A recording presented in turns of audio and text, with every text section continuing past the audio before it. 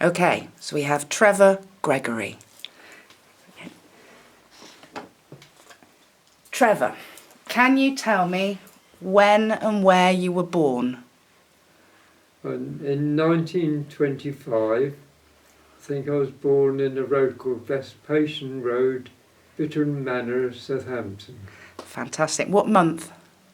Oh, don't know. Oh, October. Excellent. Yeah. So how old were you when the Second World War started? 1939. Oh, how old would I be? Young. When it started, probably 11, 12, Okay. something like that, perhaps. And how did you get involved? Were you drafted or did you sign up? No, I wouldn't sign up. No, I was offered Marines, mines, and all the Navy. So I didn't fancy being a coal miner. I thought the Marines were all sort of all parade and bandsmen, so I picked the Navy. And where did you go for training? I had a train ticket that took me to Fueli. No, not Fueli. What's the other one? Skegness. Yeah, they were all Butlins holiday camps, and this one was at Skegness. And what did you do while you were there? Well, we were billeted in all the holiday huts, and all I remember is just doing square bashing, you know. Yeah, I think it was meant to instill discipline, you know, so you had to walk smartly and obey orders and, you know, drop dead when you were told, things like that. Was it exciting being with all the other young men?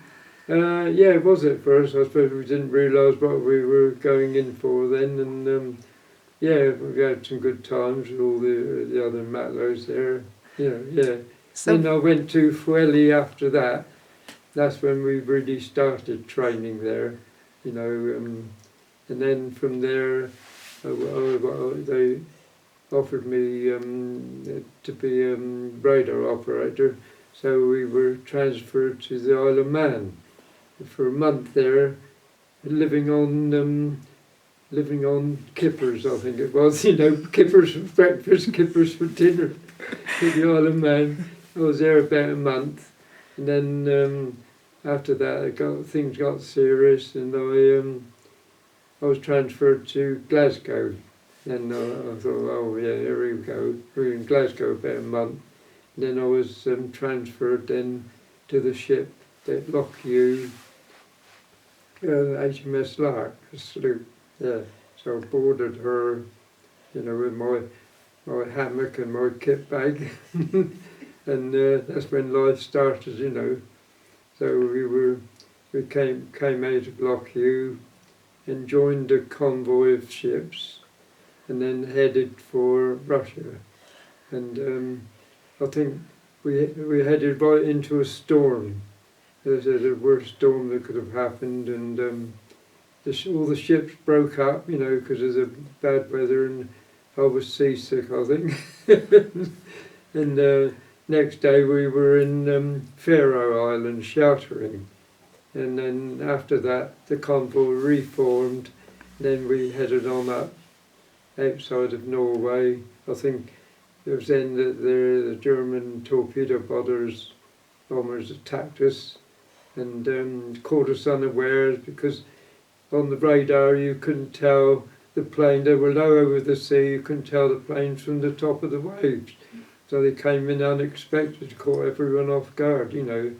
So anyway, we got clear of that lot eventually, and I think the weather was so rough after that, even the U-boats couldn't operate, you know, so it was quite a quiet trip up to there, and a week in Murmansk, anchored tied up to the docks there while they unloaded all the ships, and then set sail after a week, came back to Glasgow.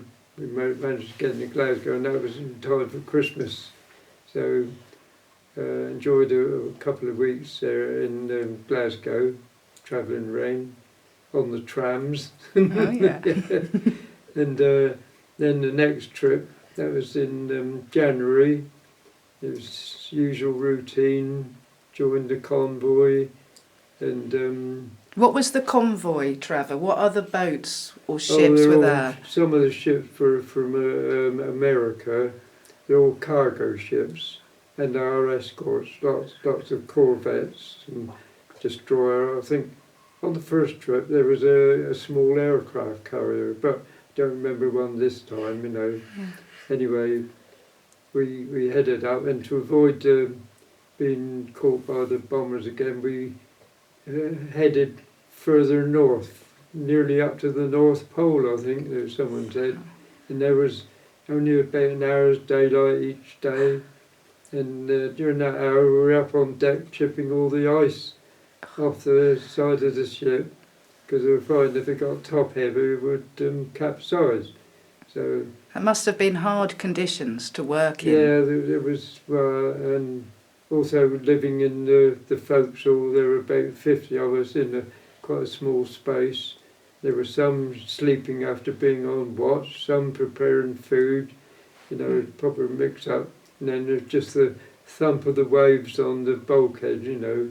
So we were glad when we got to Miramax. Then this time we docked in the Russian naval base, Poliano, and we were allowed ashore, but there was nowhere to go. There was no shops, no one about, just barracks, you know. Only one little small shop, and all we could buy was, I remember buying a calendar, you know, as a souvenir, and that was all that was available.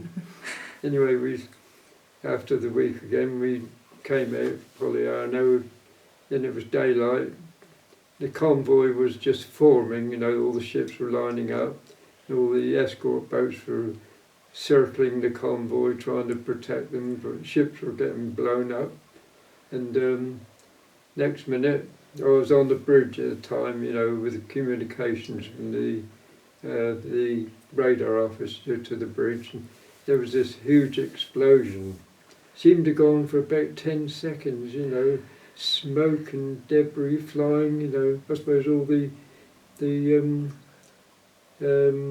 depth charges blew up as well, you know. Excuse me. And anyway, after that, the orders, I think the carpenters managed to shore up one of the bulkheads, you know, to keep the forecastle afloat. And we were ordered to unload 6-inch shells to take the load off the forecastle. They were just chucking them over the side, you know, these 6-inch shells. Then I think they realised the convoy was waiting to move. So a ship came, they said abandoned ship. One ship came along. I thought I'd miss out because most of them jumped on that one. And I learned later that one was sunk 4 hours later with only 12 survivors. So I thought we were lucky. Well, I didn't know that at the time. Yeah. So anyway, I think there was another one, and I jumped on the last one. And it was quite, the ships were rocking quite badly, and it was quite awkward timing to jump, you know, to land on the deck and not in the sea. So anyway, I landed on there, and it seemed it was quite a quiet journey back. I remember on one day, and on deck, and there were we were going up 60-foot waves. And then there's only a little corvette, it was like a cork. And they were chugging up this hillside, and then tip over the top and down the other side. Yeah, they're like mountains, you know. Yeah, and then I don't remember much happening after that till we got to near Glasgow. And I thought, oh, there, and they fired a torpedo. They said it was past the shelf light tape, and exploded about 100 yards from the ship. And then they lowered the ship's seaboat, rowed out there, picked all these cod up that were floating on the top of the sea, all stunned, you know. I thought, well, that was a good idea. But I don't remember enjoying eating them at night because we were transferred onto a train and on our way down to Devonport, which was my depot. And I think during the night we stopped at a station, I think in the Midlands, it might have been Leicester or somewhere like that, and we all stopped, get out, and stretch our legs and that, and there was a woman there, and we started talking, and she suddenly shouted, "It's our lads," you know, and all these ladies came out with tea wagons and buns, you know. I thought that was nice. Yeah. So after that, I remember going back to the depot, and all we had on was, I forget what I was wearing, because we had no change of kit or anything like that, just an oilskin. So we must have looked a rough lot when we got off the train, you know. Anyway, got to the depot and then went home on 3 weeks leave. That was nice, you know, getting home there. Who did you have at home when you went home? What family did you have? My dad and mum, and I think my granddad and grandmother were still alive then. I didn't tell you, we were bombed out in the war. We moved to Croyd, and we were staying there while the war was on, the family, you know. We had some nice days there, and we used to go collecting seagulls' eggs, because food was a shortage. Seagulls weren't allowed to collect them, you know, in the war. And who was the climber then that got the eggs? Me and my brother then. I had a brother who was a year older than me. My sister would stay on the top. We used to carry the eggs up to her, and she used to carry the eggs, you know. And when we were at breakfast, my dad had the frying pan there, and he used to break the eggs open. If they were clear, they were all right. But if he saw veins and eyes and that was a bit developed, he stirred it up quickly.